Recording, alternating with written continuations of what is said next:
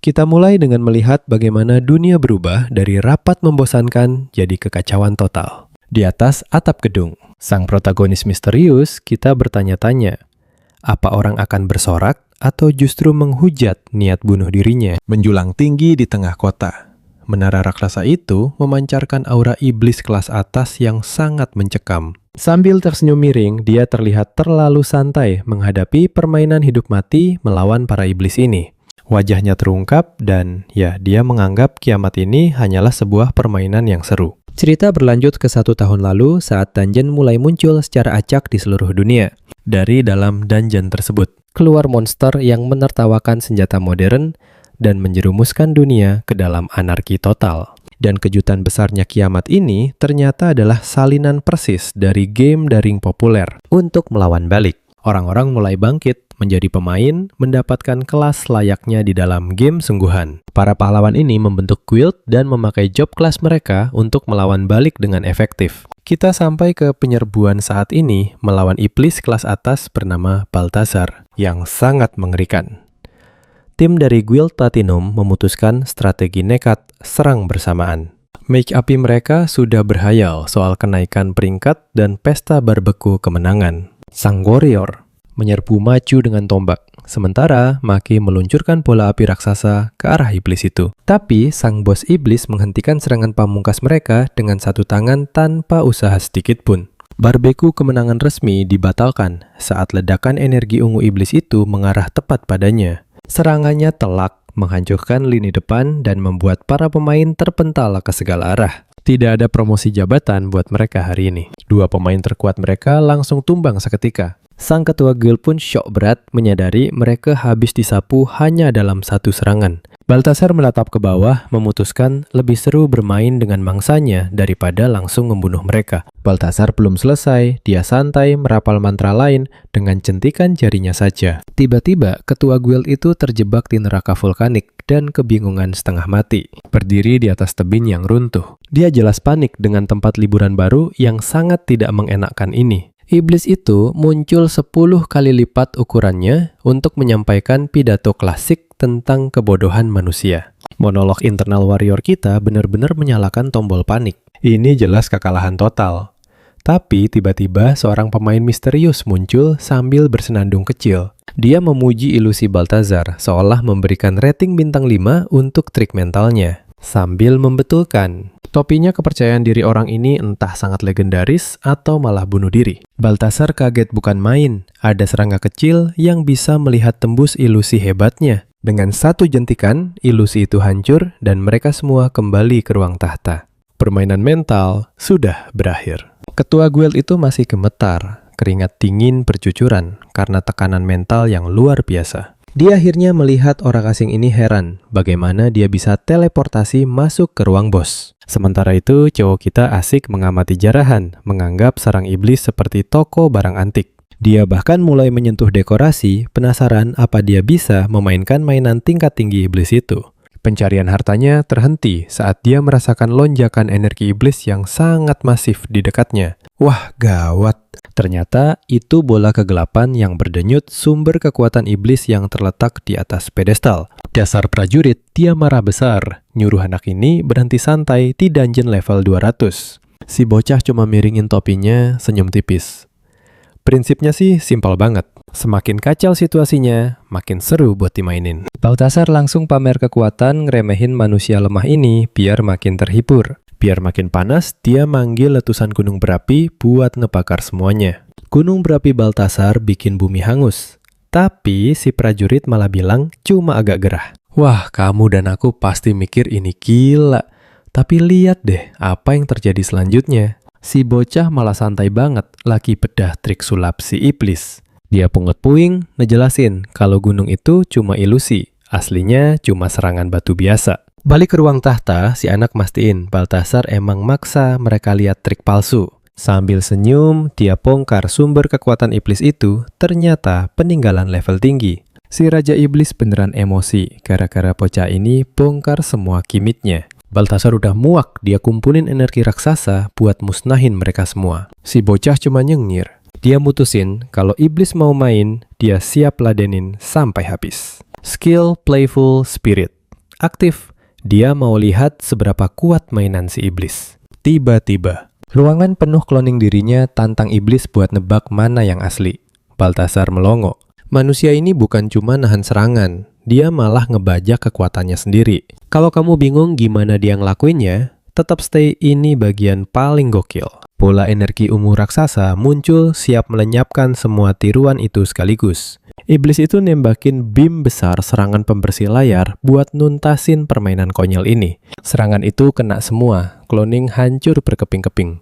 Tapi itu semua cuma dat si MC muncul di samping prajurit sambil ngeledek iblisnya. Sekarang saatnya bocah ini ngebedah mekanisme si bos. Skill besar butuh cooldown lama, makanya dia pakai ilusi murahan terus.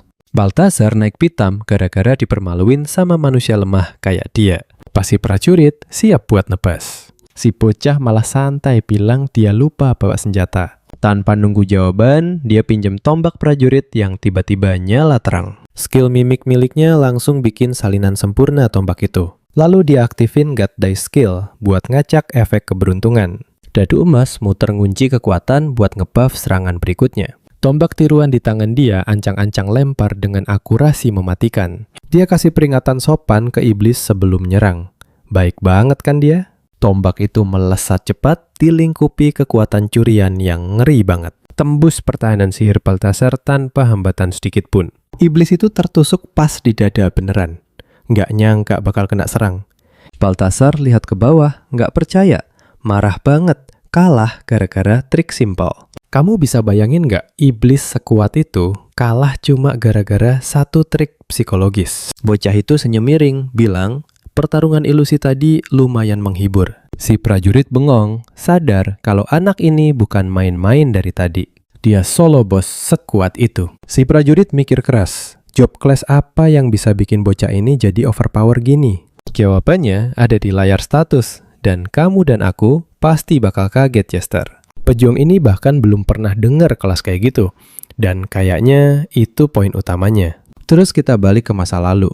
Pria ini duduk sendirian di kantor gelap, mantengin monitor. Ini kehidupan lama MC kita, budak korporat yang nggak ngerti sama sekali arti kata seru. Matanya kelihatan kosong banget. Beda jauh sama pemain kacau yang kita lihat sekarang. Tapi pas bangkit, dia mutusin buat mainin cerita ini sesuka hatinya di setiap dungeon. Scene pindah ke apartemen sepi 1 tahun sebelumnya nunjukin asal-usul dia. Balik ke masa lalunya. Hari-harinya cuma klik keyboard tanpa henti, bikin jiwa serasa hancur. Ini Yuma Anno, tampangnya sebahagia orang yang mau kena audit pajak. Bosnya Tatsuka tiba-tiba masuk marah-marah, nanya kenapa Anno nggak kelihatan semangat kerja. Tatsuka main fisik ngehina dia, lintah nggak guna gara-gara nggak capai target gila itu. Anno coba belain diri. Tapi solusi jenius bosnya malah ngerampas waktu akhir pekan dia juga. Gaya manajemen bos ini cuma modal teriak hinaan dari pagi sampai malam. Dan Yuma, Anno kita umur 25, cuma bisa diam terima nasib. Satu-satunya pelarian dari mimpi buruk ini adalah game bernama Vanaheim Online. Game ini fenomena global yang bikin jutaan pemain ketagihan dunia fantasinya. Daya tarik utamanya adalah setting mitologi dan NPC yang terasa nyata banget. Belum lagi dungeon strategis yang beneran nuntut kita buat mikir keras. Tapi buat Anno, bagian terbaiknya adalah variasi kelas dan build karakter yang gila. Buat cowok yang hidupnya cuma angka di spreadsheet. Game ini satu-satunya tempat dia ngerasa hidup dia hero pembasmi monster epic. Kita lihat dia lagi asik beraksi. Koordinasi raid bareng teman online-nya. Coba lihat muka itu. Itu senyum tulus pertama yang kita lihat dari dia selama flashback ini. Dia berharap malam gaming ini gak berakhir, tapi dunia nyata selalu nungguin. Terus di kantor, Tatsuka keceplosan, bilang dia lihat Anno main pas weekend. Gawat. Darah Anno mendidih pas tahu bos psikopatnya ternyata main game yang sama. Tatsuka minta HP-nya ngerampas akun dan sisa kebahagiaan terakhirnya. Tatsuka nyengir bilang, Anno nggak butuh lagi item game berharganya. Baik banget kan? Anno bener-bener hancur memohon jangan ambil satu-satunya hal yang bikin dia bahagia. Tapi Tatsuka nggak cuma curi akun itu. Dia hapus akun itu tepat di depan mata, menghancurkan dunianya Anno. Syoknya terlalu berat, sampai ingatannya soal kejadian itu mendadak hilang. Malamnya, HP-nya penuh pesan dari teman guild yang nanyain kemana dia. terkapar di kasur, benar-benar hancur. Ano cuma pengen seluruh dunia hilang bareng akun gamenya tadi. Pagi datang menghancurkan keputusasaannya. Dengan realita pahit, harus kerja lagi. Entah gimana dia masih nyeret badan ke kantor. Otaknya cuma muter, kata budak korporat. Pikiran dia cuma ngejar target, karena yang lebih buruk dari ini cuma kerja tanpa gaji. Tapi pas masuk ruangan, sesuatu terasa aneh banget, bikin dia langsung sadar dari lamunannya. Kantor ini berubah jadi dungeon raksasa. Dengan obor, nggak ada di aturan perusahaan tuh. Dia langsung lari ke pintu keluar, tapi gerbang raksasa itu terkunci. Kita semua tahu ini awal dari petualangan gila yang sesungguhnya. Oke, coba lihat pintu. Ini pasti kamu juga sadar, ini ciplakan pintu dari game Vanaheim Online. Game yang baru saja dia kalahkan. Tiba-tiba ada suara di belakang dia. Berbalik, fix, dia nggak sendirian. Dan itu dia, seekor Glenfang. Monster level rendah dari game, tapi sekarang nyata banget di depan mata. Belum sempat mikir, makhluk itu langsung menerjang dengan kecepatan yang ngeri banget. Cakarannya merobek dada Ano. Sakitnya nyata dan bikin syok parah. Lihat, darahnya sendiri, Ano sadar ini bukan mimpi. Dia beneran terluka. Insting bertahan hidupnya teriak, lari sekarang atau jadi santapan monster ini. Mulailah kejar-kejaran konyol, seorang karyawan kantoran lari terbirit-birit dikejar tikus iblis. Sambil lari buat hidupnya Ano sampai di persimpangan klasik banget khas dungeon game. Nggak pakai mikir, dia pilih satu lorong dan langsung tancap gas sekuat tenaga. Dia amruk di balik gerbang besi. Merasa akhirnya bisa bernapas lega sebentar. Tapi pas dilihat lagi, gerbang ini persis banget sama yang ada di Vanaheim Online. Itu artinya, tikus rakus yang ngejar dia tadi juga beneran nyata. Otak Ano akhirnya tersambung ke titik yang paling penting. Dungeon game sekarang jadi kenyataannya. Pikirannya kacau memproses dunia yang merusak segalanya ini. Tiba-tiba ada cahaya menyinari sebuah buku misterius di atas pedestal. Ano berdiri di depannya, benar-benar bingung sama perubahan situasi yang mendadak ini. Judulnya Thousand Nights of Play milik Ludian. Kedengarannya jauh lebih seru daripada nasib dia sekarang kan? Dia ingat, ini jurnal NPC langka di game yang belum pernah dia dengar sebelumnya. Pas dibuka, ternyata karakternya hobi bikin sup racun bareng para penyihir. Dan hobi mancing monster-monster gede buat dapet tangkapan super langka. Bahkan pernah di-ban dari guild pencuri gara-gara ketahuan curang main kartu. Legendaris banget melawan rasa takut. Ano malah sedikit tertawa. Dia benar-benar terhibur sama betapa bebas dan gila kehidupan orang ini. Kontras banget sama hidupnya yang cuma disemprot bosnya si Tatsuka terus. Lihat ilustrasi liar di buku, dia ngerasa iri banget. Air mata menetes, dia pengen banget punya kebebasan hidup kayak gitu. Nah, perhatiin momen ini pas dia lagi desperate. Bukunya mulai memancarkan cahaya emas. Buku itu melayang ke udara menyelimuti Ano dengan cahaya suci yang mengubah takdir. Dia bengong pas luka di dadanya mulai berkilau dan menutup sendiri. Gelombang energi emas membasuh tubuhnya, kekuatan penyembuhan yang membakar segalanya. Dalam sekejap, setelan jas kantor yang suram, lenyap, diganti kostum badut yang keren.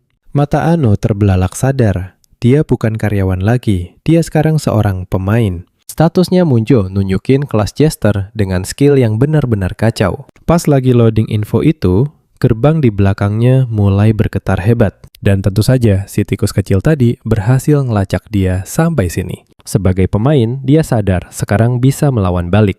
Tapi masalahnya dia nggak bawa senjata apa-apa sama sekali. Masalah makin besar pas monsternya menghancurkan gerbang itu sampai berkeping-keping. Ano tahu ini antara hidup atau mati, nggak ada lagi tempat buat lari. Tapi kalau dunia ini beneran pakai aturan Vanaheim Online, gak ada yang lebih jago gamenya dibanding dia. Dengan pede, dia siap pakai kekuatan barunya. Makhluk bulu itu menatap tajam dari balik reruntuhan, siap untuk ronde kedua. Ano langsung bertindak menghancurkan lantai batu untuk mengambil segenggam kerikil sebagai senjata.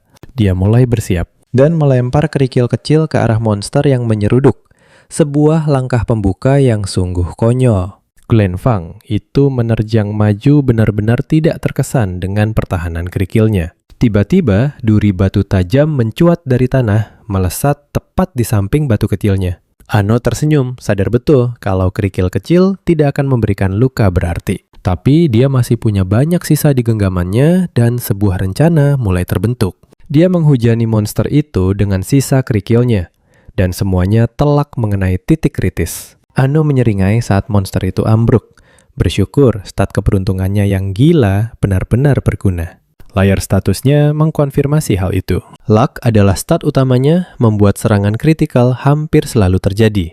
Dari lantai yang pecah, dia mengambil serpihan batu tajam menambah bonus 2 poin serangan. Dengan senjata baru ini, dia menyerbu untuk mengakhiri segalanya. Dia menghujamkan batu itu tepat ke wajah monster untuk serangan kritikal penutup. Sama seperti di dalam game, Glen Fang itu hancur menjadi partikel cahaya emas. Ano merayakan kemenangan pertamanya dan langsung mendapat notifikasi naik level yang sangat manis. Stat miliknya meningkat, terutama lap yang kini melonjak semakin tinggi.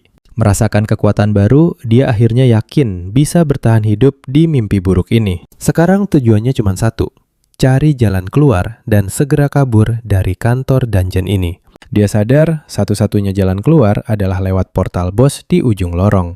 Tapi saat dia mendekat, stick with me, karena ada orang berbaju zirah yang sudah menunggunya dengan senyum paling menjengkelkan yang pernah kamu lihat. Ano menjelaskan kalau dia sudah naik level setelah menghajar monster tikus di jalan tadi. Setelah membunuh ribuan monster di Vanaheim online, pola serangan mereka sudah jadi insting. Dia akhirnya sampai di ruang bos, siap menghadapi apapun yang ada di dalam. Tiba-tiba, sebuah suara yang familiar memanggil namanya, membuat langkahnya terhenti seketika. Pria berbaju zirah itu mengejek, bilang kalau Ano cukup tangguh sejauh ini. Wajah Ano memucat saat sadar siapa orang itu, bos psikopatnya Totsuka. Totsuka dengan santai bilang dia juga baru saja datang bekerja. Dan hebatnya, dia justru sangat menikmati situasi dungeon ini.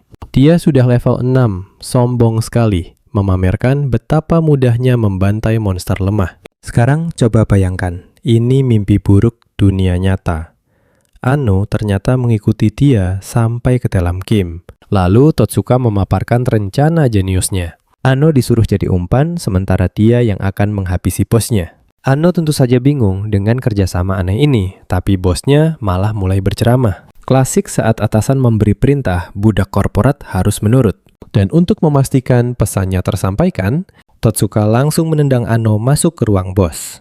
Ano terguling ke kegelapan saat bayangan raksasa menjulang, menjanjikan hari yang sangat buruk. Yap, itu adalah kakak dari Glen Fang yang jauh lebih besar, jelek, dan sangat marah. Monster itu meraung keras, jelas tidak suka ada tamu tak diundang di sarang pembunuhannya. Dia langsung menerjang dengan cakar energi raksasa, dan kita semua tahu, ini saatnya buat Ano berjuang demi nyawanya. Ano terpaksa menghindar demi nyawa, sementara Totsuka malah menyuruhnya cepat dimakan biar monsternya tenang. Benar-benar rekan tim yang luar biasa kan? Ekor monster itu menyambar kilatan ungu mematikan yang mengincar Ano. Ano kena telak terpental keras menghantam lantai batu yang dingin. Terkapar tak berdaya. Dia yakin ini akhirnya mati demi bos psikopatnya. Tapi tiba-tiba saja, cahaya misterius turun. Seolah ada suara yang iba melihat kekacauan ini. Mata Ano terbelalak secerca harapan untuk pertama kalinya muncul di sana. Cambuk emas penuh energi turun dari atas, berderak dengan kekuatan yang luar biasa. Tiba-tiba seorang petualang legendaris muncul, menyebut Ano sebagai yang terpilih. Ano hanya menatap bingung bertanya siapa sebenarnya pria aneh ini. Roh petualang itu bilang, masa lalu tak penting Ano, sekarang adalah seorang pemain. Dia memperkenalkan diri sebagai Ludian, menawarkan kekuatan agar Ano bisa bersenang-senang sekarang. Sementara itu, Totsuka bersandar santai, bingung kenapa aksi mendadak berhenti. Dia menyadari monsternya diam, dan Ano hanya berdiri mematung di sana. Totsuka benar-benar lepas kendali. Berteriak menyuruh Ano cepat dimakan. Pemimpin yang sangat menginspirasi, bukan? Tapi suasana di sekitar Ano benar-benar berubah total. Dengan mata kuning menyala, dia menatap mantan bosnya dengan kepercayaan diri baru. Totsuka kaget bukan main melihat keberanian bawahannya yang dulu penakut. Ano menyeringai menegaskan kalau dia bukan lagi bawahan Totsuka. Roh Ludian muncul lagi, bersiap mengajari Ano cara memakai skill dengan benar. Pas sekali, karena monster raksasa itu sedang melompat untuk menghancurkannya. Dengan jentikan jari, Ludian mengaktifkan kemampuan jester milik Ano. Bintang kecil cahaya melesat menghantam dada monster raksasa itu tepat sasaran. Monster itu kaget setengah mati, serangannya terhenti seketika. Dalam sekejap, bos raksasa itu menyusut jadi kecil dengan Ano menungganginya. Ludian menjelaskan skill itu mengubah Ano jadi bayi Glenn ilusi sempurna. Bos kecil itu menatapnya dengan bingung, bukan lagi ingin memakannya. Dia malah menunjuk ke arah Totsuka seolah menyuruh Ano menghabisinya. Ano sempat ragu sesaat. Kebiasaan budak korporat masih melekat. Tapi Ludian mengingatkan, gelar itu tak berarti. Totsuka baginya hanyalah pion biasa dalam permainan ini. Suara Ludian memecah keheningan. Bilang petualangan sebenarnya baru saja dimulai. Dan Ano pun tersenyum yakin. Dia bukan lagi robot kantor. Dia adalah seorang pemain.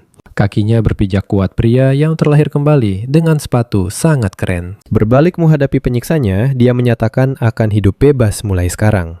Totsuka terus saja berteriak menyuruhnya mati. Tapi Ano malah menunjuk dengan santai, memberitahu kalau hubungan kerja profesional mereka sudah resmi berakhir. Bosnya benar-benar murka, mengancam nilai performa kerja di tengah dungeon. Tapi Ano justru membangkitkan kekuatan Jester. Dia melepas skill bluff miliknya, trik kotor yang bisa memanipulasi persepsi musuh di depannya. Bayangan cahaya menyambar Totsuka. Dia bahkan tidak sadar apa yang sedang terjadi. Wajahnya langsung pucat pasti ketakutan setengah mati saat ilusi itu mulai bekerja. Di dalam kepalanya, dia tiba-tiba berdiri tepat di depan bos korporatnya yang kejam. Bayangan bos itu berteriak soal pekerjaan memicu trauma masa lalunya secara instan. Totsuka langsung kembali jadi kacung yang gemetaran. Benar-benar hancur mentalnya. Dia malah berusaha mengorbankan Ano demi mendapat penilaian kerja yang bagus. Saat itulah monster asli menepuk bahunya langsung layangkan pukulan telak. Totsuka terlempar jauh melintasi ruangan gara-gara tinju besar Glenn Fang. Pedangnya terlempar jauh membuatnya benar-benar tidak berdaya. Ano hanya menonton. Bilang kalau Totsuka cuma peduli sama nyawanya sendiri. Sekarang dia terpojok. Wah, bener-bener kena batunya kan? Totsuka teriak histeris saat Glenn Fang berdiri tepat di atas kepalanya. Saat monster mau menyerang, Ano malah maju menolak membiarkan mantan bosnya mati. Roh Ludian tampak sangat senang, kagum dengan perubahan sikap Ano. Sementara Totsuka terus memohon untuk diselamatkan. Ano menatapnya dengan sangat dingin, menyuruhnya pergi sejauh mungkin dan jangan pernah menampakkan wajah lagi. Tanpa pikir panjang, Totsuka langsung kabur. Contoh pemimpin yang sangat payah. Setelah beban itu pergi, Ano bersiap menghabisi monster ini untuk selamanya. Dia menerjang ke arah monster besar itu, pedang terangkat untuk serangan terakhir. Sambil berteriak, dia mengerahkan semua kekuatan barunya untuk satu tebasan pasti. Tebasan energi emas membelah Glenn Fang jadi 2 bagian. Musuh langsung hancur. Ludian mengangguk puas saat notifikasi kemenangan muncul. Levelnya naik drastis, skill mimik baru pun terbuka. Dan dia resmi menuntaskan dungeon ini. Portal cahaya berkilauan muncul di ujung lorong menunjukkan jalan keluar. Begitu keluar, dia kembali ke jalanan kota yang terlihat sangat tenang. Ano menarik napas lega, senyum tulus akhirnya menghiasi wajahnya. Tapi matanya mendadak melotot melihat sesuatu yang seharusnya tidak ada. Di atas sana, makhluk bersayap terbang di antara gedung-gedung pencakar langit. Layar raksasa di gedung terdekat mengonfirmasi kabar yang sangat buruk. Ini adalah peristiwa berskala global. Siaran melaporkan monster dan dungeon muncul di seluruh dunia persis seperti game. Benua baru muncul dengan monster aneh yang belum pernah dilihat siapapun. Seluruh dunia sedang kacau balau karena kiamat yang tiba-tiba ini. Orang-orang panik di jalanan tidak paham apa yang sedang menghancurkan realitas mereka. Tapi Ano dengan baju badut barunya justru merasa situasi ini mulai seru. Roh Ludian muncul memuji kalau sekarang dia sudah tampak seperti pahlawan sejati. Ano akhirnya punya kesempatan untuk menanyakan satu hal penting. Sebenarnya siapa makhluk ini? Sambil mengedip, roh itu mengaku bernama Ludian, sekedar badut rendah hati. Ano syok berat saat sadar Ludian adalah penulis panduan game yang dia punya. Si pemandu cuma bilang nikmati saja perjalanannya, karena tantangan baru menanti kita. Alright, stick with me. We're about to watch Ano map out his next chaotic move across this monster-infested city. His eyes lock onto a familiar tower, a dungeon he knows way too well from his gaming days. A sly smirk creeps onto his face and suddenly, a brilliant and probably absolutely terrible idea starts cooking. He declares he's got the perfect plan, heading straight for that glowing dungeon entrance. Inside, a treasure chest sits waiting behind. Grand doors with the goddess statue watching as he plots something seriously cheeky. Turns out, he's back at the entrance of the tutorial dungeon he already finished. Luden is totally confused, asking why on earth they're dragging themselves back to the starting line. Anno spills the tea, there's a secret sealed room hidden here, housing a special goddess treasure. And honestly, Luden is officially hooked. This is the legendary chest that back in the game literally nobody could ever open. Now our guy is locked in, determined to swipe that impossible legendary loot for himself. With a smug grin, Anno announces he's figured out how to crack the code on that impossible chest. Luden is all for it, telling him to go wild and treat the whole world like his personal playground. Then, with that top-tier advice, the spirit guide just tips to take a nap. What a mentor, right? Anno just sighs, already used to his ghostly body vanishing whenever he feels like it. So he finds himself back at the beginner's labyrinth, fully geared up for round 2. Standing in front of the massive goddess statue, he prepares to speedrun the whole tutorial sequence. A glowing goddess projection pops up, welcoming him as the hero destined to save the world. Our boy instantly recognizes the dialogue. It is the exact same script from the game's opening sequence. She keeps rambling through her pre-programmed lines, telling him to fight his way to the exit. The goddess offers her blessing with a warm, welcoming gesture. For a split second, Anno is actually impressed, admitting she looks pretty divine in person. But that awe fades fast as he tips his hat, ready to ditch the pleasantries and get to the loot. As she starts explaining the status screen, Anno just struts right past her, totally ignoring the tutorial.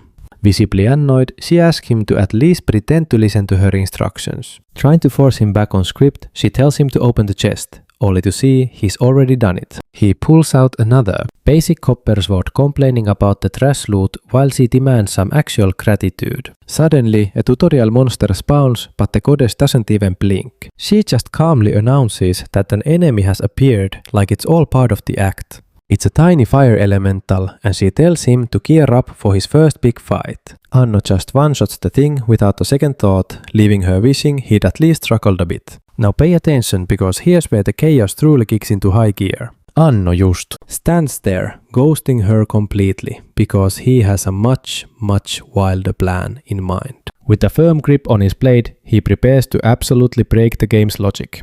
A massive slash rips right into the dungeon wall, leaving her looking completely shook. Our guy keeps swinging, determined to rack up as much property damage as humanly possible. Green energy beams carve up the sacred architecture. Yeah, that is definitely not in the script. Kita mulai dengan sang dewi yang murka luar biasa, berteriak menyuruhnya berhenti. Anno cuma menyeringai, yakin kalau dia terus memancingnya, dia bakal dapat apa yang dia mau. Tujuannya jelas, memicu perubahan wujud Dewi ini jadi bos level 0 tersembunyi. Dewi kemurkaan hitam, dan lihat amarahnya mulai mengubahnya jadi sosok gelap itu. Dia bahkan sadar kalau wujud Dewi ini mirip banget sama bos di panduan gamenya. Rencananya benar-benar sempurna. Menurut risetnya, mengalahkan wujud ini bakal bikin dia menjatuhkan item khusus. Yap, mahkota duri, satu-satunya kunci ruang harta karun yang tersegel. Akhirnya ketemu. Penjara abadi dari game itu ternyata adalah dungeon tutorial ini selama ini. Sambil pasang muka sombong, dia tanya, apa Dewi itu tahu soal peti spesial tersebut? Si Dewi mencoba tenang dan mau balik ke mode tutorial, tapi terlambat. Anno langsung mengayunkan pedangnya sekalian mempercepat prosesnya sendiri. Senyum mengerikan muncul di wajahnya saat kegelapan akhirnya merasuki jiwanya. Dia berubah total. Berteriak kencang, kini menjadi sosok bayangan yang mengenakan mahkota. Anno tetap santai, seringanya membuktikan. Bos rahasia ini muncul tepat sesuai jadwal. Ternyata, jadi NPC tutorial selamanya bisa bikin orang jadi psikopat ya. Dengan mata merah menyala, dia mengaum. Kalau dia nggak bisa asal bikin kesal lalu kabur. Dia menerjang maju dengan teriakan murka, siap merobek tubuh Anno sampai hancur. Anno berhasil menangkis cakar itu dengan pedangnya. Percikan api pun meledak di mana-mana. Tapi kekuatan benturannya bikin dia terpental jauh mundur di atas lantai batu. Bahkan Anno harus mengakui kalau Dewi ini jauh lebih tangguh dari dugaannya. Cakar iblisnya bergetar hebat, sudah sangat bernafsu untuk mencapik sesuatu. Sebelum dia sempat pulih, Dewi itu menyerang lagi dengan kecepatan yang bikin silau. Dia sadar terlalu telat buat menghindar tebasan brutal merobek dadanya hingga darah mengucur deras. Pedangnya terlempar jauh dari tangannya, bikin dia benar-benar dalam posisi terdesak. Dewi ini menikmatinya, tertawa puas karena akhirnya bisa meluapkan semua amarahnya. Katanya dia sudah menjalankan tutorial ini lebih dari 87 juta kali. Latar belakang villain yang cukup solid, bukan? Merasa sudah menang, dia menatap lantai di bawah, mengira pertarungan sudah berakhir. Tapi Anno tidak ada di sana, membuat sang Dewi kebingungan mencari keberadaannya. Padahal jagoan kita berdiri santai tak jauh dari sana, memegang mahkota sambil memuji skill tipuannya. Dia berhasil mendapatkannya, mahkota duri kunci legendaris yang dia incar selama ini. Dewi itu terperangah menyentuh kepalanya sendiri dan menuntut tahu kapan dia mencurinya. Anno cuma membalas dengan seringai paling menyebalkan yang pernah ada. Dia merentangkan tangan, bilang kalau pertarungan tadi sebenarnya cukup seru. Bener-bener bikin kesal. Anno memberi senyum terakhir, mengumumkan dia datang untuk harta rahasianya. Sambil memegang kunci, dia berjalan menuju pintu raksasa tersegel di ujung ruangan. Mahkota duri itu mulai bercahaya merespons kunci kuno yang ada di depannya. Pintu itu terbuka dengan debu yang berterbangan. Anno teriak senang karena rencananya yang gila itu berhasil. Matanya melebar. Tercermin hadiah legendaris. Di depannya sebuah peti harta karun mewah yang siap memberikan loot terbaik. Dia menghampiri harta rahasia sang Dewi, penasaran barang langka apa yang tersimpan di sana. Saat tangannya terulur, dia akhirnya membuka tutup peti itu untuk mengambil hadiah yang susah payah dia dapatkan. Dan dia mendapatkan cincin berkah Dewi, item penyembuh total gampangnya sih nyawa cadangan. Anno kegirangan setengah mati merayakan keberhasilannya mendapatkan item legendaris yang bikin gamenya rusak. Tapi saat dia sedang mengagumi barang barunya, dia sadar ada yang aneh. Lewat lubang cincin itu, dia melihat sesuatu yang seharusnya tidak ada di sana. Sementara itu, di aula utama, sang Dewi baru saja siuman di lantai. Dia mulai bergerak mengerang pelan saat kesadarannya kembali. Duduk dengan lemas. Dia benar-benar bingung di mana dia berada. Matanya masih menyala saat mencoba mengingat kejadian tadi. Dia ingat sempat kehilangan kendali karena amarah. Lalu melihat sekeliling dan pemandangan di depannya bikin dia melongo. Karena Anno dengan santai lagi berendam di air mancur sucinya sambil melambai padanya. Dewi itu benar-benar naik pitam meneriaki Anno karena sudah mengotori air mancur sucinya. Anno malah asik berendam, mengaku kalau dia memang selalu pengen berenang di sini. Otak Dewi yang penuh amarah akhirnya sadar pintu ruang harta terbuka lebar. Dia melihat pemandangan aneh Anno di kolam dan pedestal harta yang kosong. Tapi dia kaget melihat peti harta itu kembali ke tempatnya dengan rapi. Saat dibuka, cincinnya masih ada di dalam, bikin dia bingung sama maksud si Anno. Si Anno cuma santai bilang dia pikir itu harta pribadi, jadi dia tidak berani menyentuhnya. Dia lihat cincin itu sudah tua, tapi terawat. Jadi, dia tahu itu bukan sekedar loot biasa. Perbuatan. Baik ini bikin sang Dewi mati kutu, sampai dia tidak bisa berkata-kata. Sebuah kenangan muncul saat dia masih bahagia bersama dua dewi lain di sebuah kuil. Ternyata, cincin itu adalah relik suci yang dibuat khusus untuk mereka bertiga. Satu set cincin untuk merayakan persahabatan dan ikatan mereka yang kuat. Mereka bertiga memakainya sebagai simbol koneksi mereka yang tak terpisahkan. Dan senyum tulus muncul di wajahnya dalam kilas balik itu, sisa-sisa kebahagiaan yang terlupakan. Mereka dulu bermimpi keliling dunia bersama, bebas tanpa terikat tugas apapun. Dulu dia pakai cincin itu setiap hari menari di padang rumput bersama teman-temannya. Tapi di masa sekarang, dia mengaku menyegelnya karena merasa sudah tidak layak memakainya. Dia benar-benar yakin tidak akan pernah lagi memakai simbol masa lalunya itu. Anno menyambungkan poinnya, bertanya apa dia terjebak menjalankan tutorial ini selamanya? Nah, bagian ini menarik. Coba bayangkan. Anno menyamakan nasib Dewi ini sama hidupnya dulu sebagai budak korporat.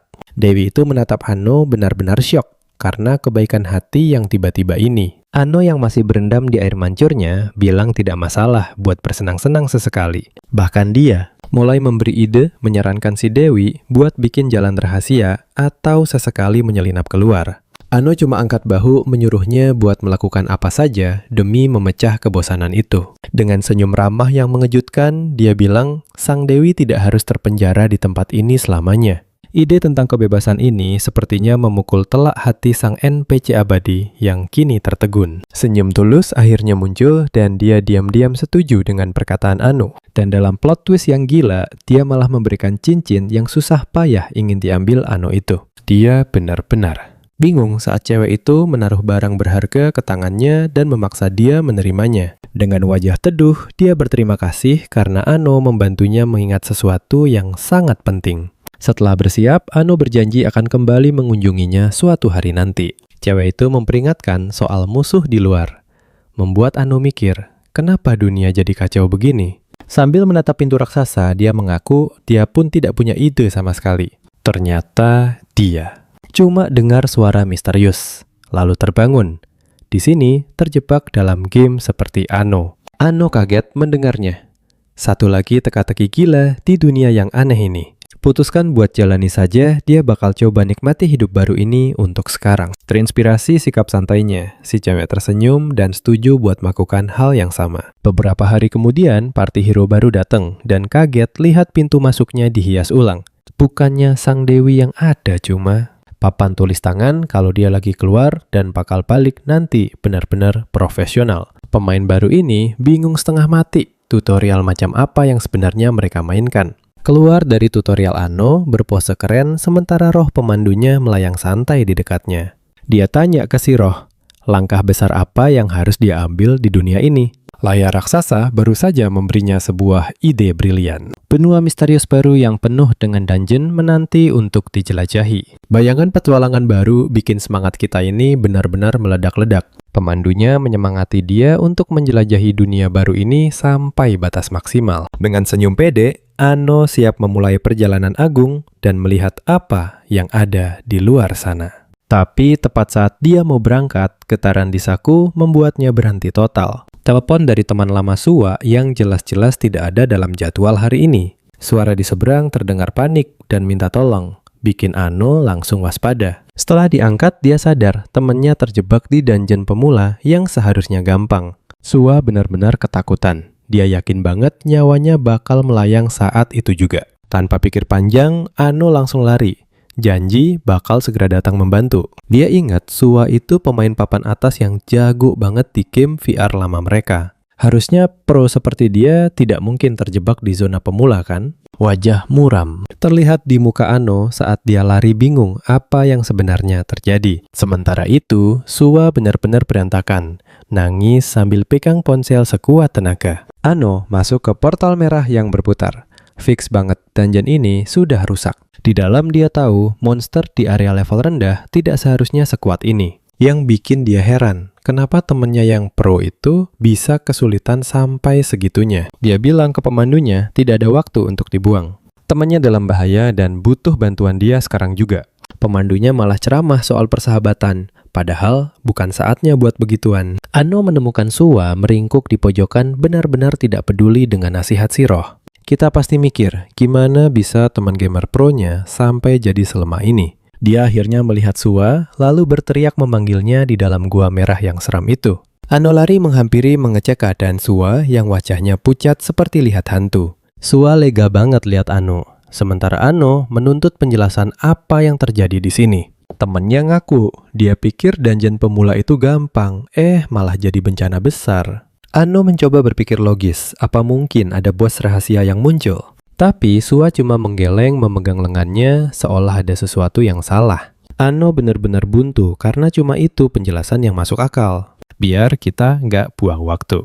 Dia menunjuk ke depan, mengajak Suwa buat lanjut seperti dulu lagi. Tiba-tiba, kenangan masa kejayaan muncul pas Suwa jadi tank buat tim mereka. Ano dengan avatar lamanya bernama Yuma. Melesat maju buat bantu, lalu menghabisi musuh dengan serangan yang sempurna. Mereka merayakan kerjasama tim yang luar biasa, 2 pro di puncak permainan. Balik ke masa sekarang, Ano jadi nostalgia, terasa seperti hari-hari lama kita. Suwa akhirnya tersadar dari lamunannya sejenak. Ada kilatan pengenalan di matanya. Lalu dia melihat peti harta di kejauhan. Dia dengan semangat menjangkau peti itu.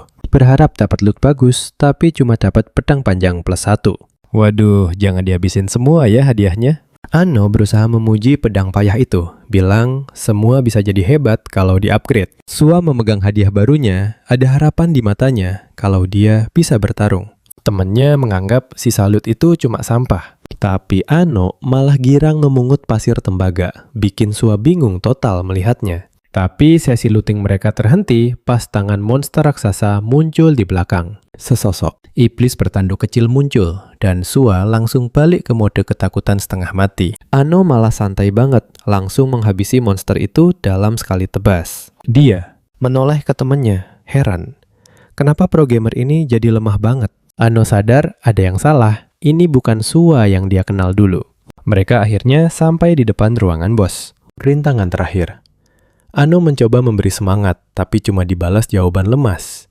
Dengan cincin Dewi di jarinya, dia mendorong pintu berat itu buat hadapi bos. Di dalam monster serangga lapis baja sudah menunggu buat bertarung. Monster itu meraung keras, jelas nggak seneng ada tamu tak diundang. Sua pastinya sudah kelihatan mau menangis lagi. Dia mencoba menyemangati diri, yakin pedang +1 itu kunci kemenangan. Dengan teriakan perang yang nekat, dia benar-benar menyerang bos itu. Gerakan ini bikin Ano kaget. Dia sampai teriak minta Sua nunggu. Sua terus berteriak mengayunkan pedang tanpa strategi atau teknik sama sekali. Bos monster itu membalas dengan serangan kilat dan pedang. Sua langsung hancur berkeping-keping. Mukanya benar-benar menunjukkan penyesalan yang mendalam karena kesalahan fatal. Tanpa senjata di tangannya, monster itu bersiap menghabisi Sua.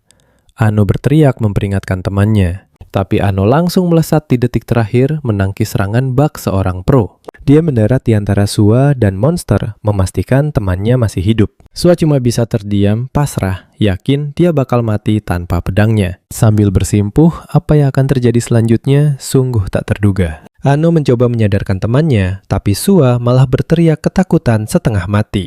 Gayanya yang sok jagoan mendadak hilang entah kemana. Ano terdiam sadar ada yang salah dengan situasi ini. Sua akhirnya jujur, dia pikir ini bakal gampang. Ternyata jauh beda sama game. Dia panik karena monster di depannya ternyata raksasa dan bau banget. Belum lagi beban gear yang berat dan rasa lelah yang luar biasa. Ditambah lagi kena cakaran monster ternyata sakit banget, siapa sangka ya. Stick with me, you and I are about to see how they survive this chaos. Sua ambruk dan menyerah, sementara bos monster makin mendekat dengan ganas. Tiba-tiba, Ano teringat sesuatu. Dia mengeluarkan kantong berisi pasir tembaga berkilau yang dia temukan tadi. Dengan waktu yang sangat pas, dia melempar pasir itu tepat ke mata monster. Trik klasik yang mantap. Monster itu buta. Ano langsung menyuruh temannya yang payah itu pergi bersembunyi. Dia menghunus pedang dan siap beraksi. Ini saatnya jadi pahlawan. Tapi seorang pria berkumis tebal sedang memperhatikan taktik licik Ano dari jauh. Dia tampak tertarik. Dia suka gaya bertarung Ano yang berani, sementara Ano terus mencari celah pertahanan monster. Ano kewalahan, dia akui pertahanan monster ini memang sangat keras.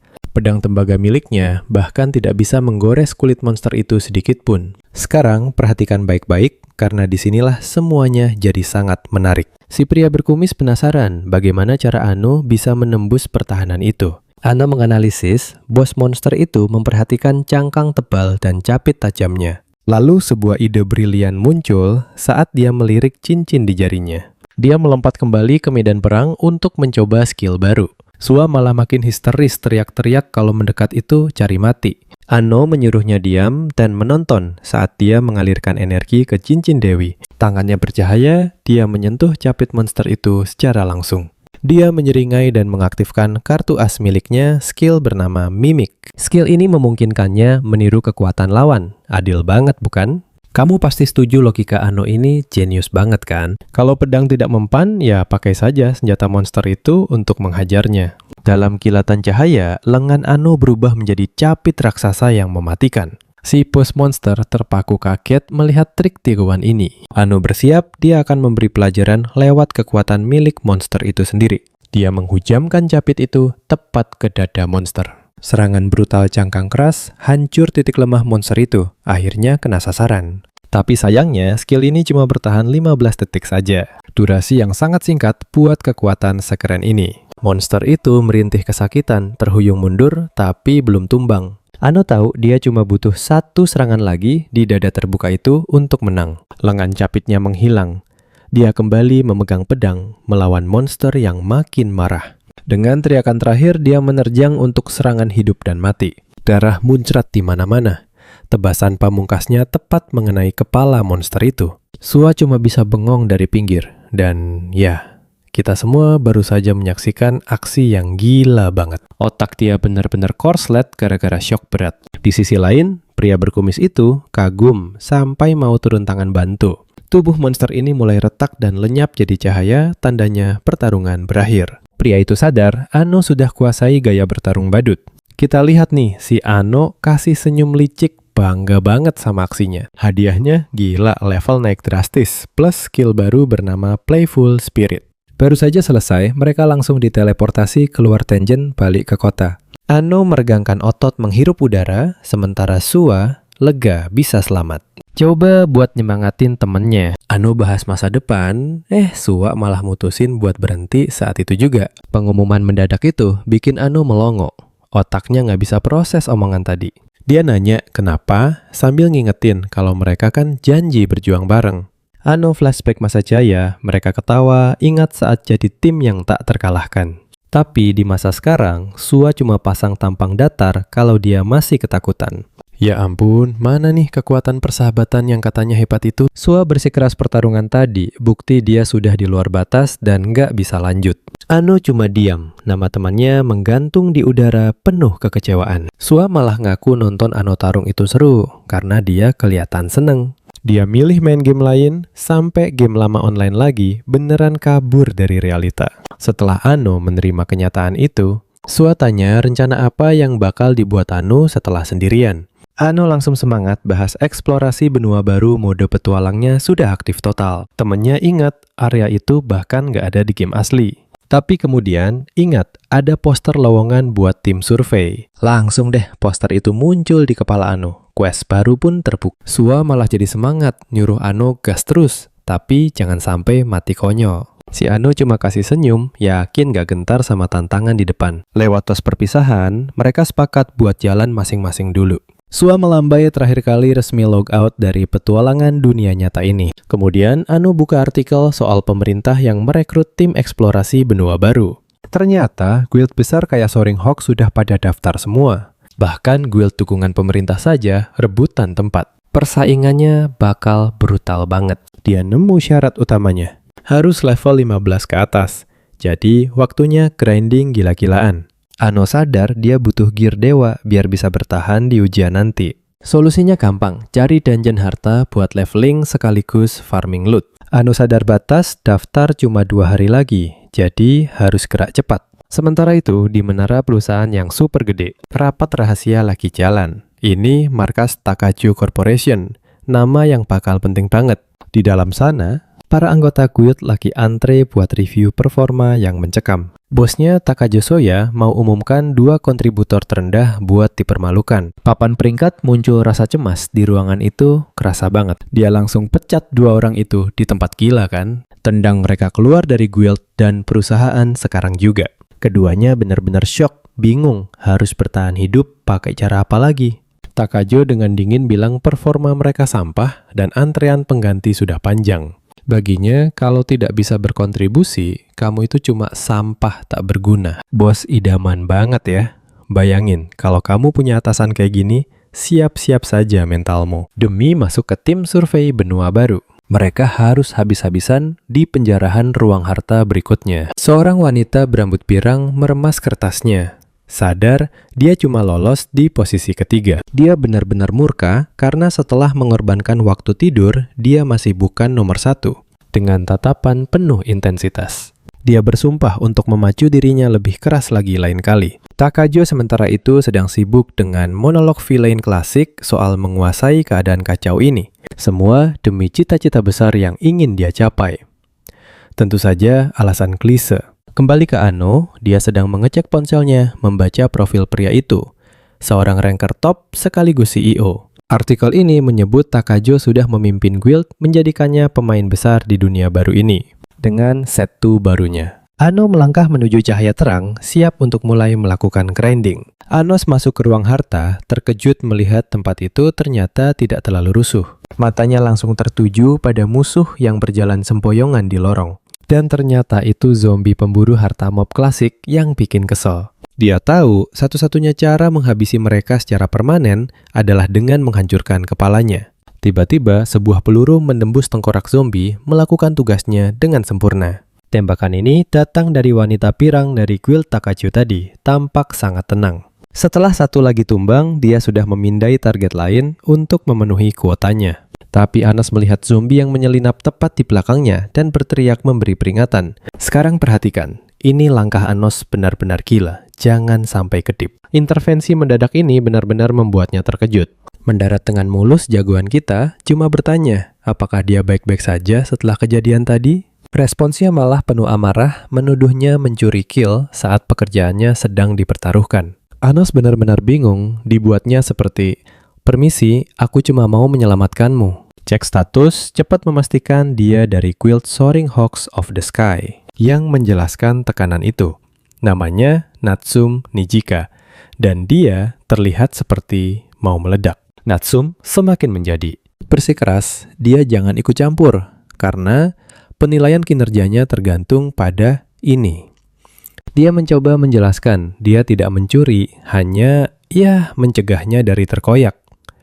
Tepat saat itu, rekan guild lainnya memberi perintah dan dia langsung bersikap patuh.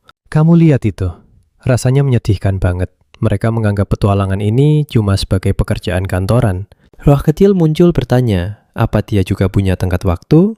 Tapi Anos cuma nyengir, bilang dia di sini cuma buat jalan-jalan. Anos benar-benar menikmati suasana. Bicara soal merasakan sejarah di reruntuhan kuno ini. Dia sama sekali tidak terburu-buru, memutuskan untuk menikmati momen dan mengurus target nanti saja. Teman roh kecilnya muncul, mencatat bahwa dia benar-benar sudah meresapi perannya sebagai jester. Sementara itu, Soaring Hawk sudah berhadapan dengan sepasang zombie bekerja seperti biasa. Natsum dan tekannya maju siap membersihkan mob dengan efisiensi dingin. Kamu dan aku tahu ini bakal makin intens. Dua anggota guild lain lagi ngecek target misi harus dapat 10 senjata enhancement. Buat mereka, santai itu bukan prioritas. Di sudut mata Natsumi, ngeliat Anos lagi jalan santai di lorong. Si bos kita ini lagi nikmatin suasana ngagumin obor kuno sama aroma karatan di udara. Tiba-tiba, ada sesuatu di lantai yang narik perhatian dia. Langkahnya terhenti pas lagi asik jalan-jalan. Dia jongkok buat ngeliat lebih dekat. Penasaran banget nemu apa dia sebenarnya. Roh kecil itu terbang nyamperin. Ikutan kepo, kenapa dungeon ini bisa spesial banget. Di momen yang pas, kelompok Soaring Hawks dapet jackpot. Ruang harta karun udah ada di depan mata.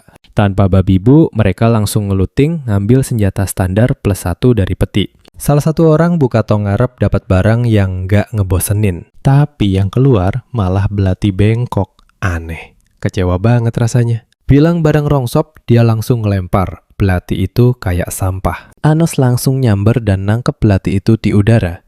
Resmi dapat 1 belati bengkok. Dia senyum melihat hadiah barunya, mikir, bentuk unik ini punya potensi gede. Anggota guild itu malah ngeledekin dia. Katanya mereka lebih milih tangan kosong daripada pakai sampah kayak gitu. Terus mereka mulai sombong, bilang semua senjata bagus sama reward boss milik mereka doang. Tapi buat Anos, senjata rongsok itu cuma masalah sudut pandang. Tergantung cara pakainya bro. Pas Soaring Hawks lagi grinding monster, kayak kerja lembur bagai kuda. Anos malah asik dansa sama zombie. Sekali tebas, dia buktiin poinnya pakai belati sampah itu. Dia udah paham keseimbangan beratnya yang aneh, senyum puas pas semuanya klop. Sementara itu, para robot korporat nemuin ruang bos siap kerja Rodi buat pertarungan terakhir. Mereka maju dengan formasi rapi karena kerja tim itu segalanya katanya. Tiba-tiba kaki salah satu dari mereka kejebak jebakan lantai yang jahat banget. Waduh, terus yang satunya lagi ikutan jatuh. Dua-duanya buntu dan teriak minta tolong. Salah satu cowok teriak panik minta Natsumi nyelamatin mereka. Profesionalismenya langsung hilang. Natsumi langsung nyari tombol pelepas karirnya, benar-benar lagi dipertarungin. Matanya jelalatan ke seluruh ruangan, nyari jalan keluar dari situasi kacau ini. Tapi bukannya tombol yang ketemu malah kepalan batu raksasa melayang dari kegelapan. Sebuah penjaga batu raksasa bangkit berdiri di antara mereka sama ruang bos. Dia sadar benda ini buat melindungin bos dan mereka baru aja masuk perangkapnya. Sambil pitik, dia nembakin panah ngarep bisa bikin lecet monster batu itu. Tembakannya cuma mental gitu aja dari dadanya. Nggak ngaruh sama sekali. Dia shock berat, nggak nyangka serangannya nggak mempan sama sekali. Jelas aja nggak mempan. Guardian itu tank berjalan yang emang dibuat buat pertahanan. Sekarang dia panik, sadar kekuatannya nggak cukup buat ngerobohin benda ini. Dan yang makin parah, tombol mati jebakannya ada tepat di belakang golem raksasa yang nggak bisa mati itu. Ano santai nunjuk tombol di balik golem, nanya apa itu targetnya. Sambil benerin topinya, dia deklarasi bakal ngurus itu pakai belati sampah tadi. Anggota guild yang kejebak teriak gila karena dia nekat pakai senjata rongsok. Si bos, kita cuma senyum ke roh temennya. Bilang, bocah-bocah ini emang gak paham level kita. Ayo, kamu dan aku bakal lihat momen di mana belati karatan ini mulai bercahaya. Dia jelasin, senjata rongsokan ini ternyata punya kegunaan tersembunyi. Tiba-tiba, skillnya aktif. Belati bengkok itu berubah jadi bumerang cahaya pelacap. Natsume melongo, total lihat barang rongsok itu tiba-tiba jadi sakti. Rekan Steamnya yang terjebak juga syok berat, sampai nggak bisa mikir apa-apa. Ano sentil bumerangnya nyuruh benda itu pamer kekuatan asli mereka. Dengan lintasan keren, bila itu terbang melewati golem, lalu menghantam saklar. Bumerang kembali dan sang penjaga batu langsung hancur jadi tumpukan batu sia-sia. Detik itu juga, jebakan lantai terbuka dan rekan guild yang tadi terjebak langsung bebas. Natsume nggak percaya dia bisa beresin jebakan dan monster cuma dengan satu tembakan mustahil. Ano santai banget nangkap senjatanya.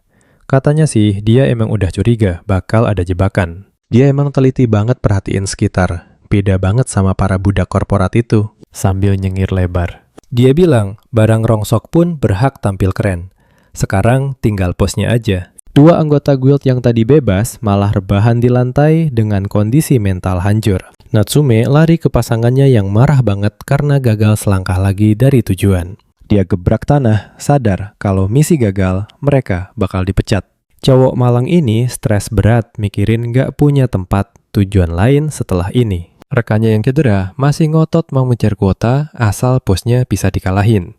Dia kesakitan parah sambil maksa diri berdiri pakai kaki yang hancur. Sekarang perhatikan baik-baik.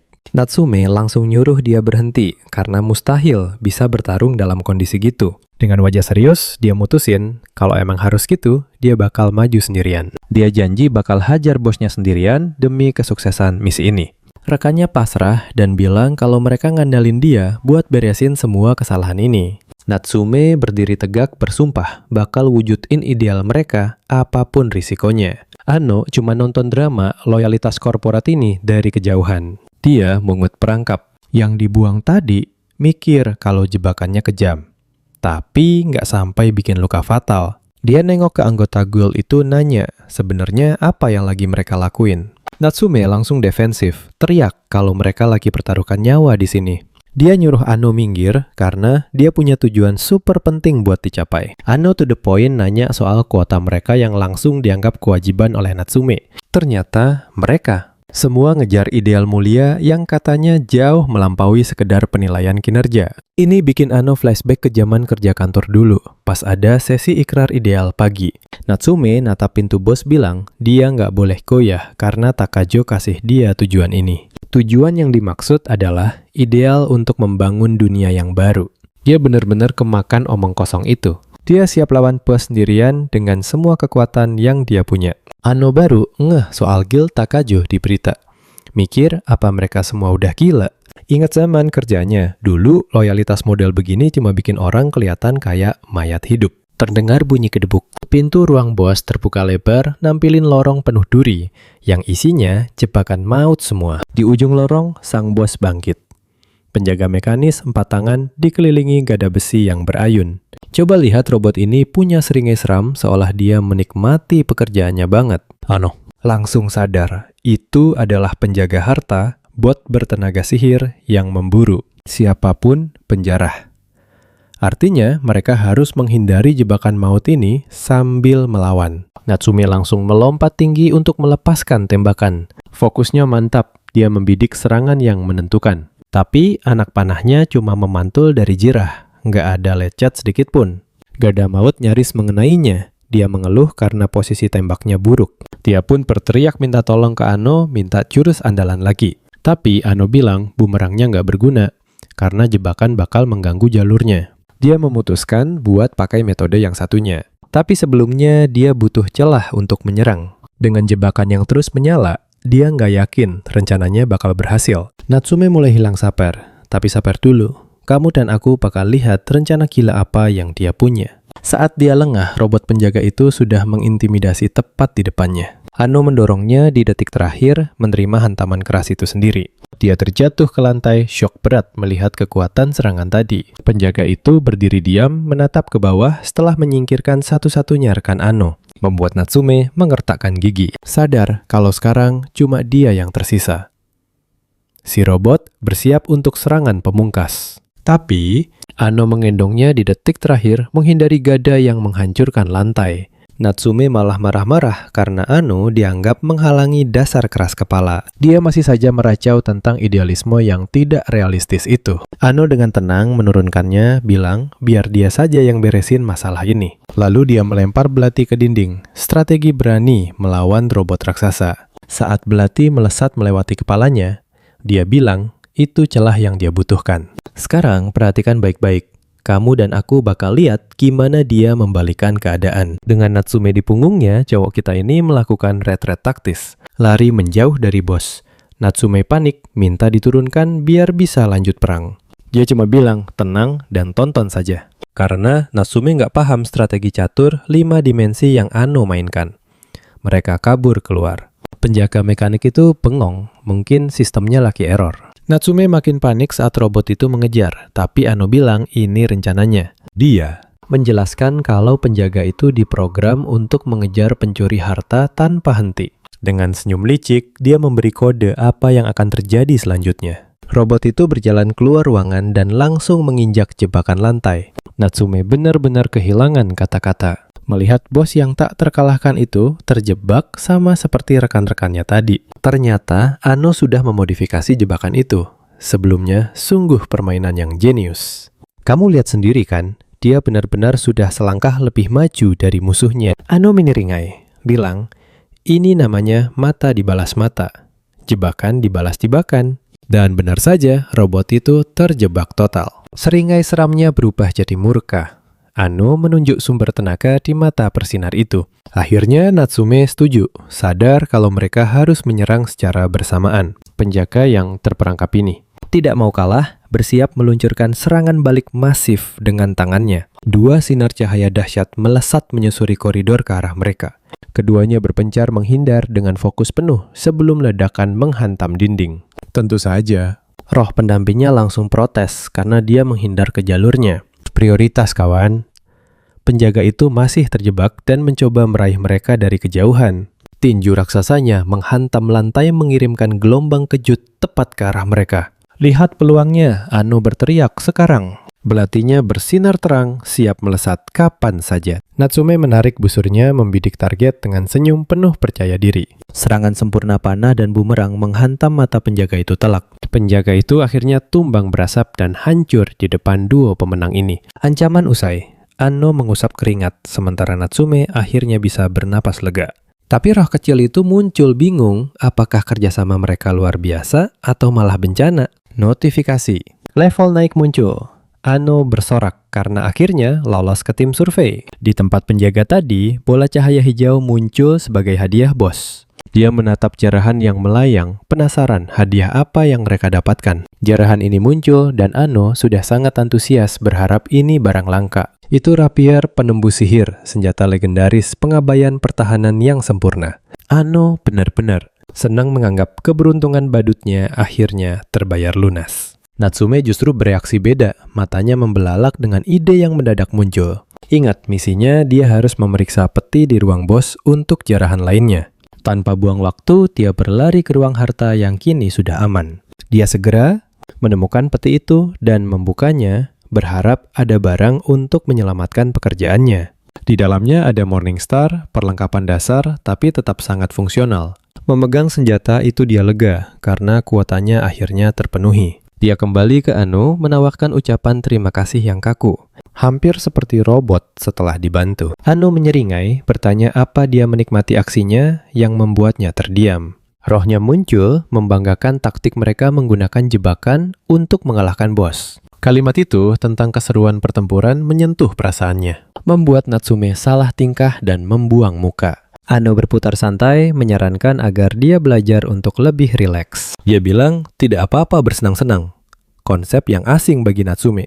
Dengan lambaian tangan perpisahan, dia melangkah masuk ke portal keluar. Sendirian di koridor. Natsume menolak nasihat itu, bersikeras dia tidak butuh kebebasan. Dia mengepalkan tangan menegaskan loyalitas buta pada idealisme Takajo. Namun dia harus mengakui, taktik Ano yang brilian itu benar-benar tak terbayangkan. Adegan beralih ke kantor presiden, memberi kita petunjuk awal mula semuanya terjadi. Di ruang kerja presiden, Takajo memberi Natsumi pujian paling malas atas kuota kerjanya. Dia memerintahkan Natsumi lolos seleksi tim survei baru tanpa alasan. Takajo juga menyuruh Natsumi terus memantau Arno. Menurutnya, bocah itu berguna. Natsumi menjawab dingin, loyalitasnya sangat mengerikan. Kita beralih ke lokasi ujian besar untuk tim survei benua baru.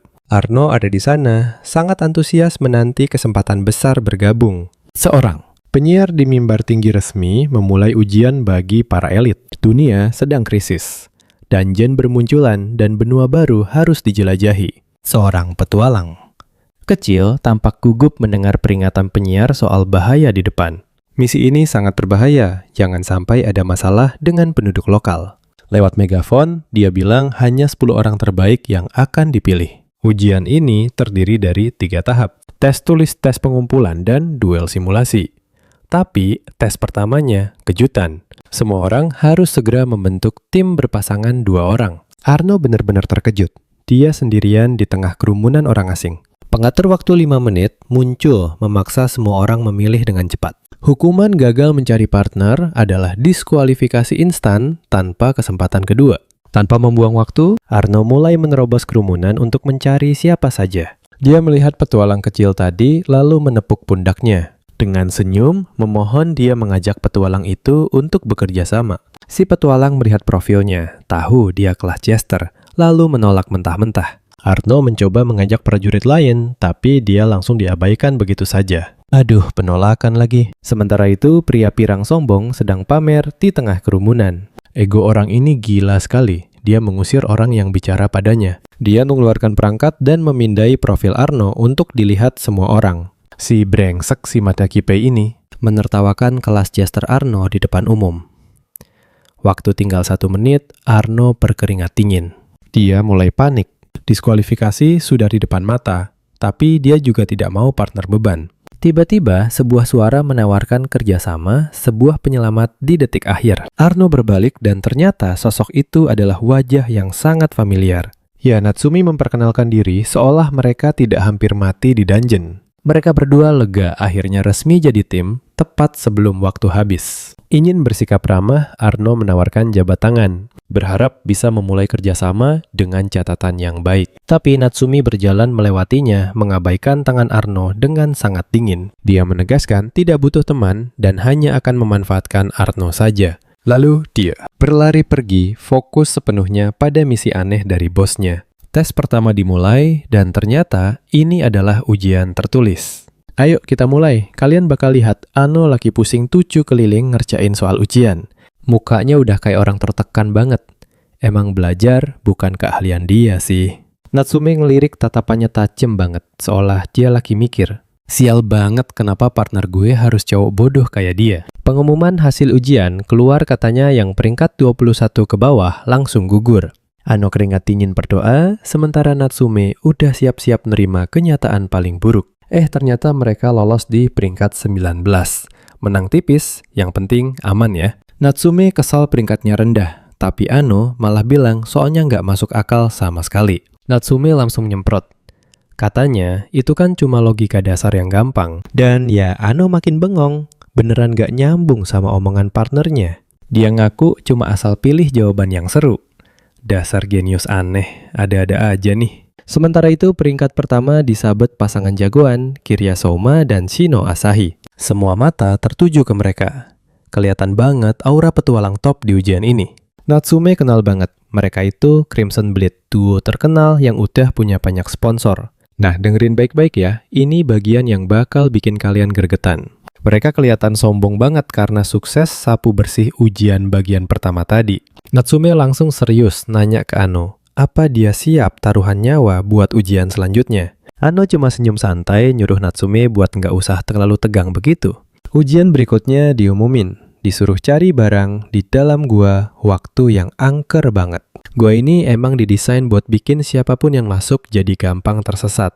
Kalian bakal ngerasa ngeri, labirin ini beneran ngetes insting arah kalian. Misi mereka cuma cari 3 permata spesial dan kabur sebelum 2 jam habis. Pas mereka mau masuk pengawas ujian, ngasih peringatan kecil yang fatal banget. Ternyata gua ini udah berubah jadi sarang monster, biar makin seru katanya. Setelah disemangatin buat nggak mati, para peserta langsung diterjunkan ke dalam kegelapan. Gak butuh waktu lama, Ano dan Natsume langsung nemuin permata pertama mereka. Permata itu nempel di dinding.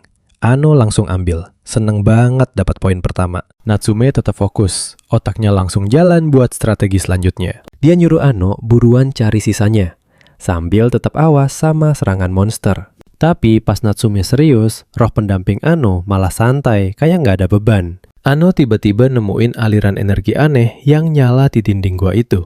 Dia mikir itu jejak sihir yang makin kuat, ke dalam senyumnya langsung lebar banget. Ano nunjuk jalan yakin banget kalau dia udah nemu jalur yang paling benar. Tiba-tiba Natsume berhenti, ekspresinya berubah drastis karena ngerasa ada bahaya di depan. Di tempat tinggi, mereka ngeliat permata kedua yang lagi diincar. Tapi ada pelindung sihirnya. Ano pede banget bilang, tinggal hancurin pakai serangan jarak jauh.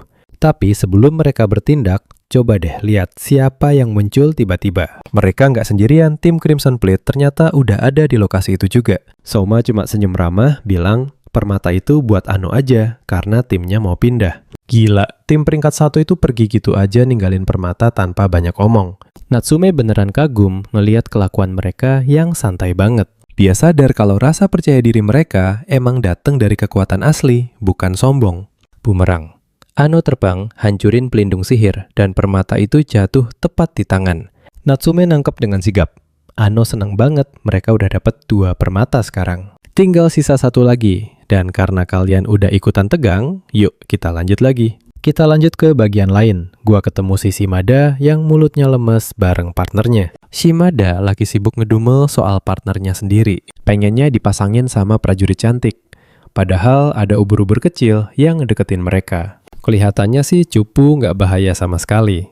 Tapi tiba-tiba monster itu nyetrum partnernya sampai teriak-teriak kencang banget. Shimada malah ketawa, nanya apa dia bakal mati, padahal temennya lagi sekarat minta tolong. Akhirnya Shimada gerak juga. Kayaknya dia udah bosen lihat partnernya tersiksa terus. Dia langsung pakai tameng. Nahan serangan listrik ubur-ubur itu tepat waktu. Partnernya langsung sujud syukur diselamatin. Shimada cuma kedipin mata. Bilang kalau partnernya mati, footage-nya jadi jelek.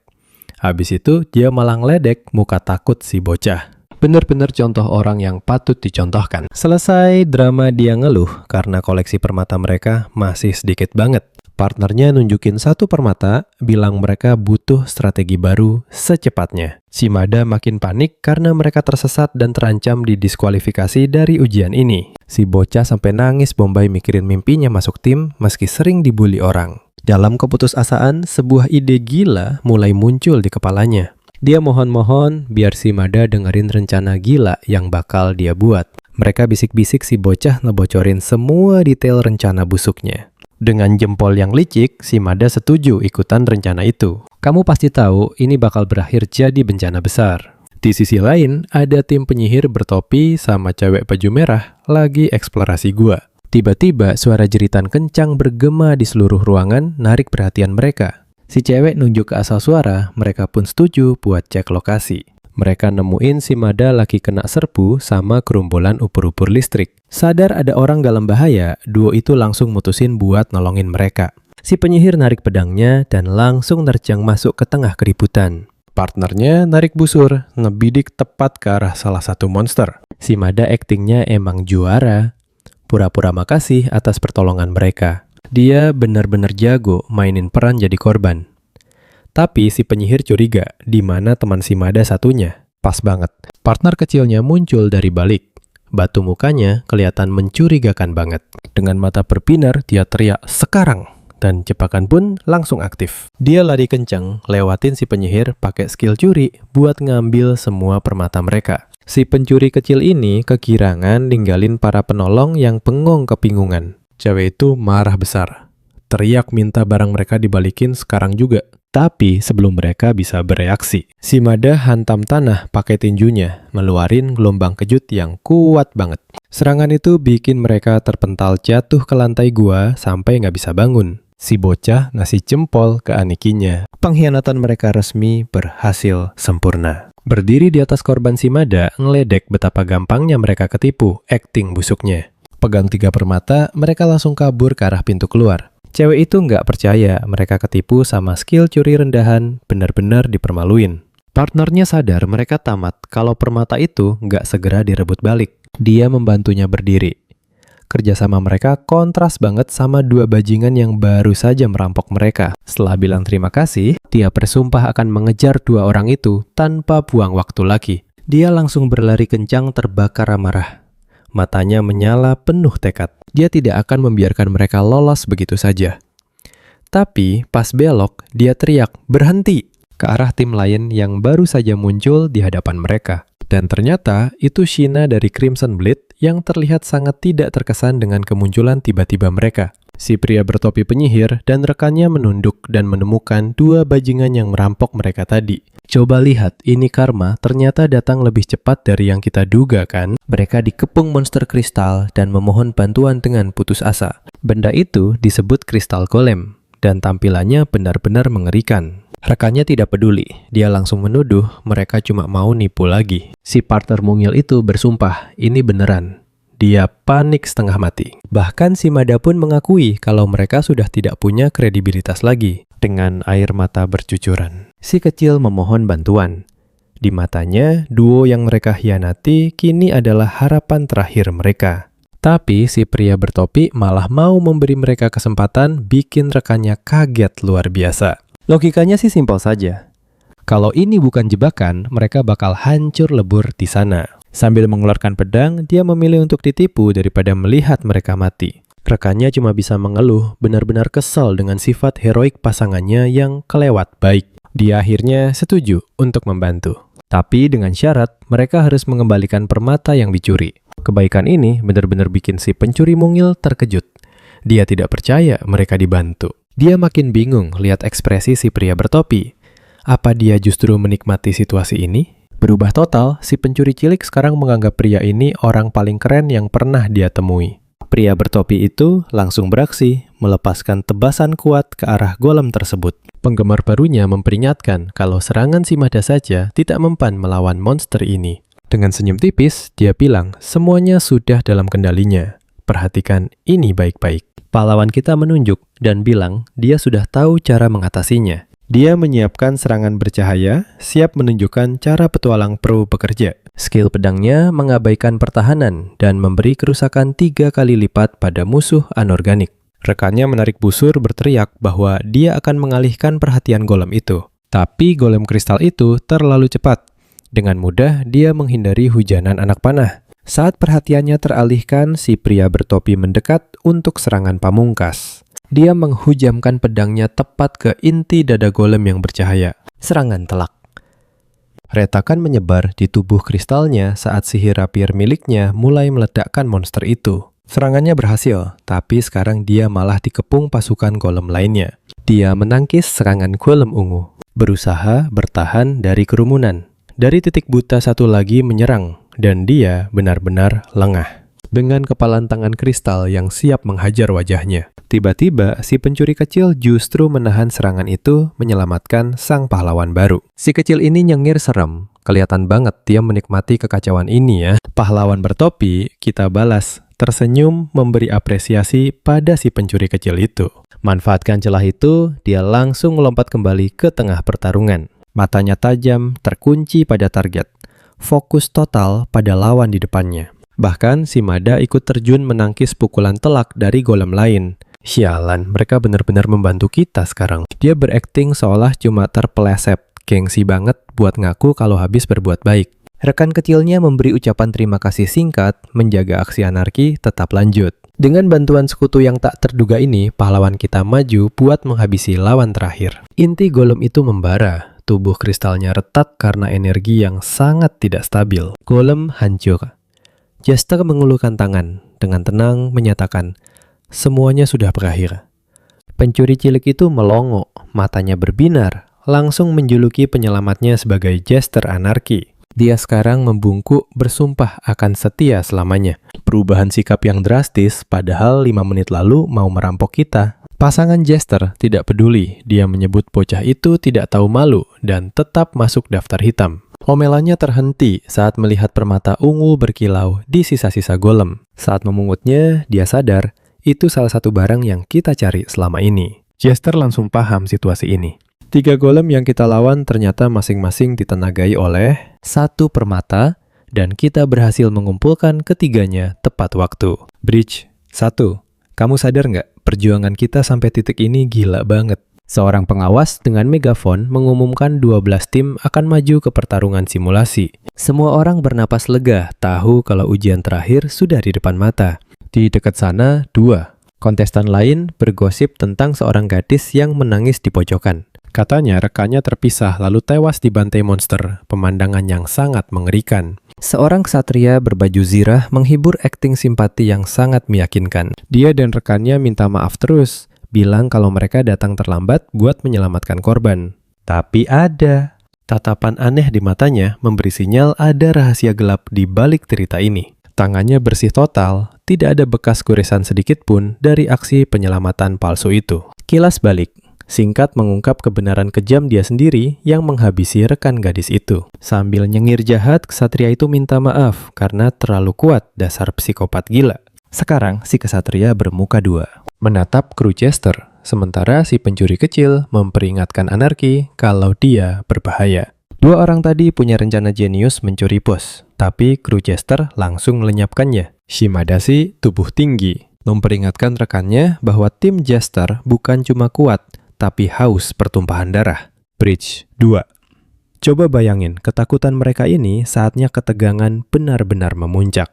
Jadi si bocah langsung saran buat kabur, dan Shimada 100% setuju. Saat melarikan diri, dia cuma bisa minta maaf, berjanji akan mengunjungi makam mereka nanti. Benar-benar teman yang bisa diandalkan. Sementara itu, Jester tidak lari, memutuskan untuk bicara sebelum terlambat. Dia menyuruh ksatria psikopat itu berhenti mengancam akan melaporkan perbuatannya ke pengawas. Ksatria itu cuma kasih serinai menjijikan, sama sekali tidak takut dengan ancaman itu. Baginya ini perhitungan sederhana, kata-kata pahlawan ternama melawan orang-orang tidak dikenal. Bridge 3. Kamu dan aku sudah melihat semuanya. Dan jujur saja, ini bikin merinding. Dia bertanya siapa yang akan dipercaya dunia. Dan Shimada terlihat benar-benar hancur. Ucapan itu memancing amarahnya Shimada. Mengepalkan tangan, jelas sekali sedang murka. Kilas balik mengungkap masa lalunya sebagai petinju yang sedang beraksi di atas ring. Dia menang telak secara adil lewat 1 pukulan telak ke arah wajah lawan. Tapi lawannya justru berbohong di media sosial menuduh Shimada telah berbuat curang. Publik langsung menghujatnya. Tuduhan palsu itu memaksanya untuk pensiun dini dari dunia tinju. Jadi dia pikir kalau sudah dianggap sampah, mending jadi penghibur saja lewat siaran langsung. Menjadi pemain game hanyalah alat. Dia cuma mencari konten buat channelnya demi views. Dia pikir bisa terus pura-pura santai, tapi lihatlah taktik itu sudah tidak mempan lagi. Kembali ke masa sekarang, dia memancarkan kemarahan murni. Jujur saja, pria seperti ksatria itu bikin darahnya mendidih. Partner kecilnya bingung dengan perubahan sikapnya, bertanya pada anarki. Ada masalah apa? Dan tanpa basa-basi, satria gila itu menginjak Jester ke lantai. Benar-benar kelakuan sampah. Ksatria itu mendekat, menjanjikan siksaan yang sangat lama. Wah, benar-benar pahlawan yang luar biasa ya. Sambil menyeringai lebar, dia menuntut Jester berteriak ketakutan untuknya. Dia menikmati ini. Menekan Jester ke dinding, sifat aslinya keluar. dan Jester melihat monster. Tapi tiba-tiba, mata Jester melirik ke samping, melihat sesuatu yang tak terduga di tengah kekacauan. Itu Shimada dan partner mungilnya. Dan mereka sedang menyiarkan semua penyiksaan ini secara langsung. Satria gila itu murka menuntut tahu kenapa dua badut ini mengacaukan acaranya. Si kecil menjelaskan dengan gugup kalau mereka punya firasat. Jadi mereka ikuti demi konten. Dia berkeringat dingin karena ini jauh lebih nyata daripada yang dia bayangkan sebelumnya. Menyatakan ini sebagai balasan atas bantuan golem, mereka siap pasang badan untuk Jester. Wah, perubahan sikap yang keren. Jester tidak bisa menahan senyum kecil melihat bala bantuan yang sangat tidak bisa diandalkan. Ksatria itu kesel karena kegembiraannya diganggu, tapi partnernya maju siap untuk bertarung. Dia langsung menyerang dengan teriakan perang benar-benar sama menyebalkannya dengan partnernya itu. Skill kunci perisai meledak benar-benar menjebak Shimada dalam kurungan energi biru yang kuat. Shimada malah menyeringai bilang kalau dia memang sudah gatal ingin bertarung dengan serius. Lawannya mengangkat palu besar siap memberikan penghakiman yang sangat telak ke wajahnya. Sementara itu, partner Jester di lantai sedang berterima kasih karena diselamatkan oleh kelompok sampah ini. Melihat celah, dia bangkit dan menarik busurnya, tidak mau membuang kesempatan emas itu. Dia mengisi tembakan besar anak panahnya bersinar dengan kekuatan yang menyaingi senjata api.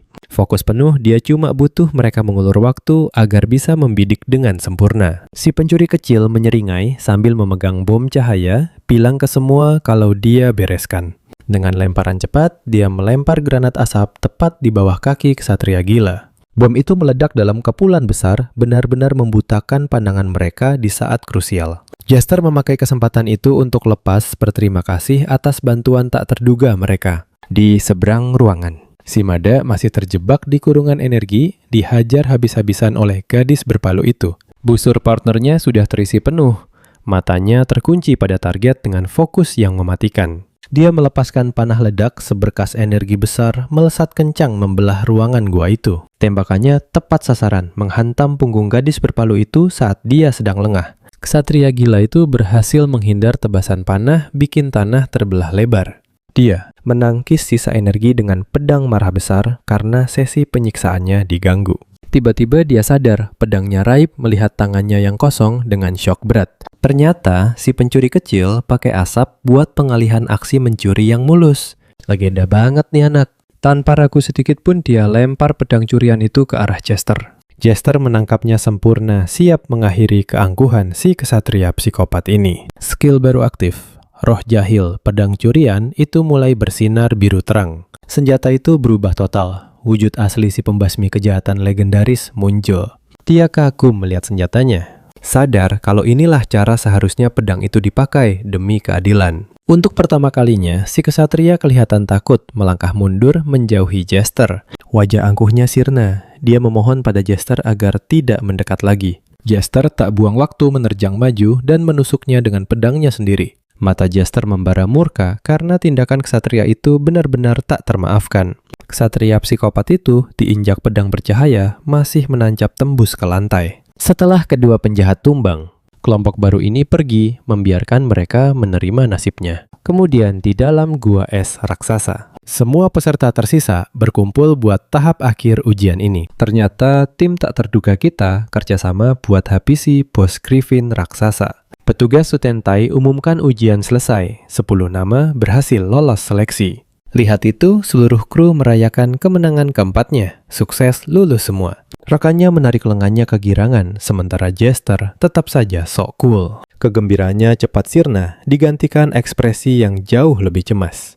Tapi dia menepisnya mengajak tos, yang dibalas Jester dengan senang hati. Tak lama dia berdiri di kantor besar menghadap pria penting di balik meja. Bos berambut biru itu kagum, menganggap Jester jauh lebih hebat dan cocok buat rencana guild miliknya. Dia memberikan satu benda misterius, menyuruh Jester memakainya di benua baru nanti saat ada kesempatan. Itu boneka satu mata yang menyeramkan bisa kendalikan pikiran lewat tatapan 10 detik. Rekan Jester ngeri sadar kalau itu adalah alat pengendali pikiran. Bos berambut biru itu menekan. Berdalih semua demi idealisme mereka yang katanya benar. Alasan basi. Dengan berat hati, dia mengepalkan tangan dan setuju, meski jelas benci ini.